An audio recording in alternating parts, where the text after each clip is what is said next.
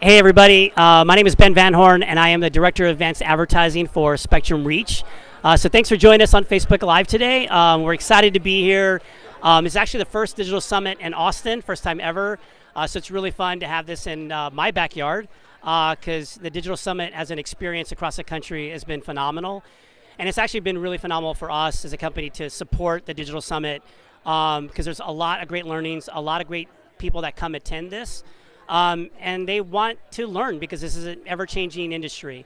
And so speaking of learnings, we thought it would be great to have Tabitha here from Brookfield to talk to us a little bit about her experience so far, what you've been looking to get out of it, and just tell us what has Digital Summit meant to you so far in the last couple days? Sure, lots of learnings. It's interesting to be a part of an industry right now going through such a convergence, a word that you used in your presentation. Really the first couple of keynotes that I heard, I really got a lot of inspiration about the creativity, thinking outside the box, because there is so much more noise out there. How do you stand out? How do you really have a sense of humor, which is something that sometimes when we look at digital, I want to see the numbers of reporting the data.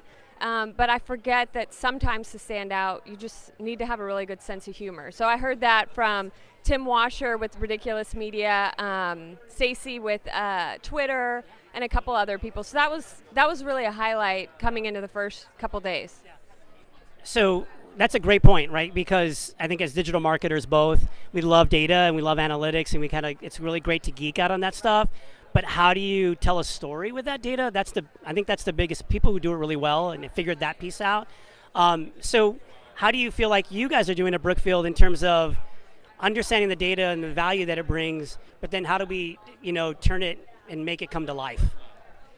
Yeah, coming to life is actually a really good phrase for us because we build homes. So how do we make that home come to life? How do we show life inside that home? We've done a lot of really good work on the emotional connection of the home and what that means to raise your children in it, what it means to become an empty nester, what it means to become maybe a single person living in that home. But I think the reminder again was that even in that emotional connection, you could still sort of have a sense of humor. At Kissing Tree, it's a project that we have that's targeted towards those 55 and over, and I really see that group has a really strong sense of humor. So in some of our commercials, we talk about living legendary. We get outside of the house, and that's done good on television, but we took that, we dissected it down to 15-second clips, and then we put it online in different places, and the performance and the click-through for that is much higher than had we just shown a drone video and some of the houses. So bringing it to life is something that is hard to do, but we really try to focus on. Yeah, good.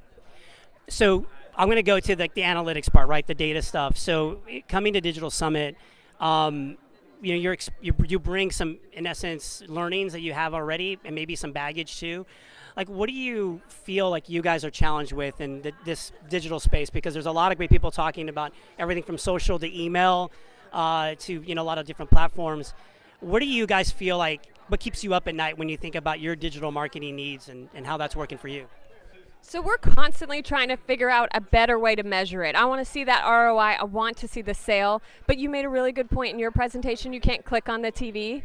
And, it's really great to see all this creative and how you can be funny and humorous. But then you sobered me up really quick when you talked about how hard it is to talk to all of those different markets, to really get in and segment out. For us, there's quite a few different age demographics, and there's referrals of the different age groups, and we want to go out and get all of them. We want to measure all of them, but sometimes you just need to step back a little, give yourself a chance to go out and try it, measure what you can measure, and then understand that sometimes there's a cause and effect out there that isn't necessarily a direct click that leads to that sale.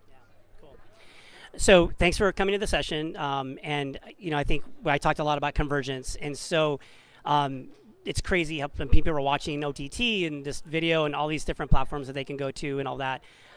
Is there any nuggets that you learned that you hadn't learned before you walked in the door to the session that you took away and said, oh my God, that I had no idea that was actually happening? Is there anything that you can share? Yeah, I think it's still interesting to see that on the Spectrum app in particular, you guys still see them watching so much live TV.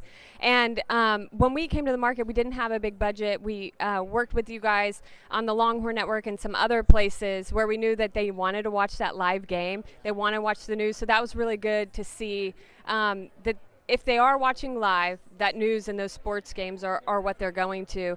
I think too, just understanding just how complicated it is for you guys on the back end. When you pulled up the slide on, yeah, sure, there's cable networks, but then there's the apps, and then there's these aggregators, and then there's this and that. And it's kind of nice as a client to you guys to just step back and go, okay, they can worry about that and they can give me a dashboard to see it all, but it's just too much for us to get in the weeds on. Whereas sometimes with Facebook and some of these other tools, we think, oh, we can stay engaged and we can watch that, but some of it's just too much. So that was kind of interesting to see all of the places that you guys go and target. Yeah. No, it's hard. I mean, that's the biggest thing that we see all the time is this is so complicated. How do I do it? And at the end of the day, just like your sellers that are navigating the sales process, because buying a home can be extremely overwhelming.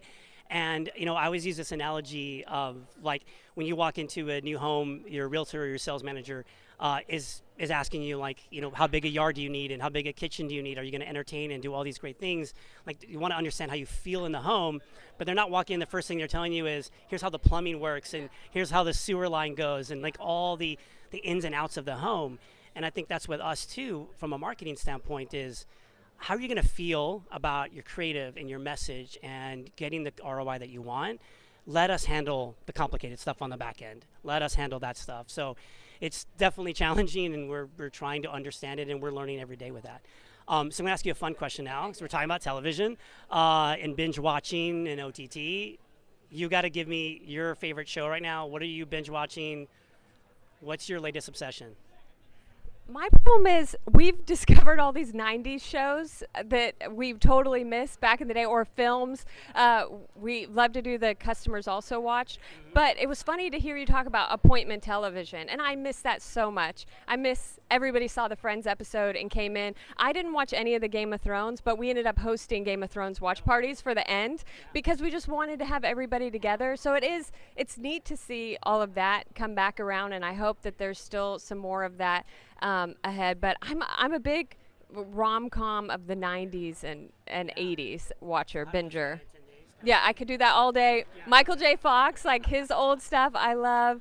Yeah, there's so much good content out there. I read articles all the time of new kids discovering Friends or these shows that we grew up on, and I can't believe it. They were talking about bringing The Sopranos back and how Twitter kind of made a moment out of that by giving them nicknames, and it's really cool to see these shows brought back to life. Yeah. So any last takeaways that you want to leave, the group, or just kind of, what you learned or anything that you just, that you feel like, I feel like I'm better today for coming to Digital Summit and having this experience. Is there anything else that you would like to add at the end?